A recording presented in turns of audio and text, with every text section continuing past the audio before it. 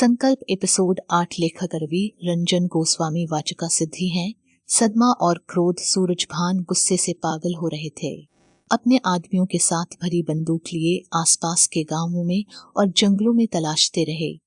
लड़की अपनी मर्जी से गई थी, अतः पुलिस रिपोर्ट नहीं करवाई थी। रात भर वे तलाशते रहे। सुबह लौटकर आए तो एक नौकर ने सूरजभान को बताया, लगता है बिटिया घोड़े से गई हैं। सूरजभान ने कहा, हमारे सारे घोड़े तो हमारे साथ ही है। फिर खुद समझ गए कि घोड़ा किसी और का भी हो सकता है। सोचकर क्रोध से उनकी मुट्ठियां भिज गईं। उन्होंने नौकर से पूछा, तुझे ये अंदाजा कैसे हुआ? नौकर ने कहा, मकान के पीछे बिटिया के कमरे के नीचे घोड़े के खुरों के निशान है। इस बीच लक्ष्मी की मां ने लक्ष्मी की चिट्ठी लाकर पति को दी। चिट्ठी पढ़कर यह निश्चित हो गया कि विवाह से बचने के लिए लक्ष्मी ने ये कदम उठाया है। लेकिन ये बालकिशन कौन है? सोचने लगा। चंद्रभान के खास रिश्तेदार भी चंद्रभान के साथ थे। उनके साले ने कहा, अब तो सबसे जरूरी बात है बारात को चलने से रोकना। रात यहाँ आ गई तो बहुत मुसीबत हो जाएगी। तय कार्यक्रम के अनुसार कुंदन की बारात शाम 5 बजे पहुंचने वाली थी। चंद्रभान समझ गए थे, लड़की मिल भी जाए तो अब विवाह संभव नहीं था।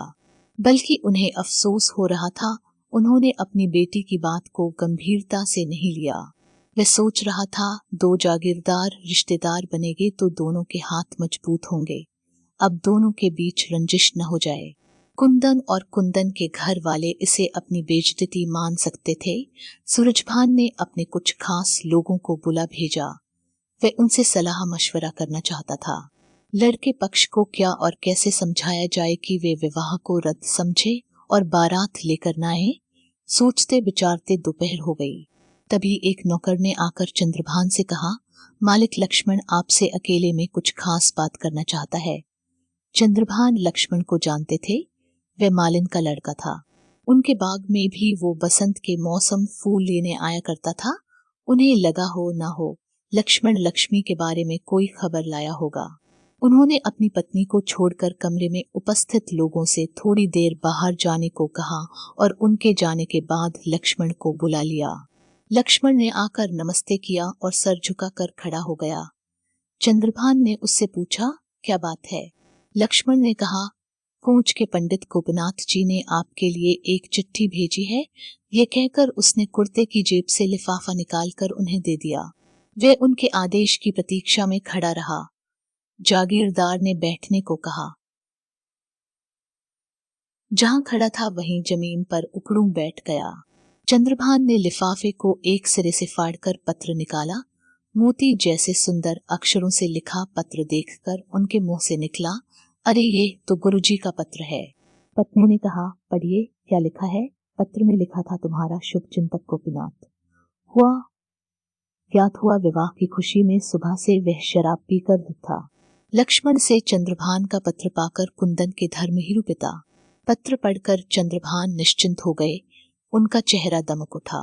उन्होंने उसी समय कुंदन से क्षमा मांगते हुए तपे कारणों से विवाह का कार्यक्रम रद्द होने की सूचना का एक पत्र कुंदन के गांव लक्ष्मण के ही हाथों भिजवा दिया और एहतियातन अपनी निजी सेना को चौकसी पर लगा दिया। हालांकि कोई उपद्रव न हुआ। ज्ञात हुआ विवाह की खुशी में सुबह से वह शराब पीकर धुत था। लक्ष्मण से चंद्रभान का पत्र पाकर कुंदन के धर्महीरू पिता को लगा वह एक लड़की का जीवन खराब करने में भागीदार होने के पाप से बच गए। लक्ष्मी का पता लगने के बाद चंद्रभान रुक नहीं पाए और स्वयं गोपीनाथ जी के घर से लक्ष्मी को लेने पहुंच गए। उन्होंने गोपीनाथ जी को बताया कि उन्हें उनका प्रस्ताव स्वीकार है और लक्ष्मी उनकी अमानत की तरह ही उनके पास रहेगी। गोपीनाथ के घर से चलते समय चंद्रभान और लक्ष्मी ने गोपीनाथ और उनकी पत्नी के चरण स्पर्श किए। दोनों ने उन्हें भरपूर आशीर्वाद देकर विदा किया। लक्ष्मी जब घर पहुंची तो माँ बेटी दोनों लिपटकर खूब रोईं, लेकिन दोनों निश्चिंत और प्रसन्न हो गईं। चंद्रभान को भी भूल सुधार से अपराध बोध से मुक्ति मिल गई थी कि उसकी जिद की वजह से लक्ष्मी घर छोड़ गई थी।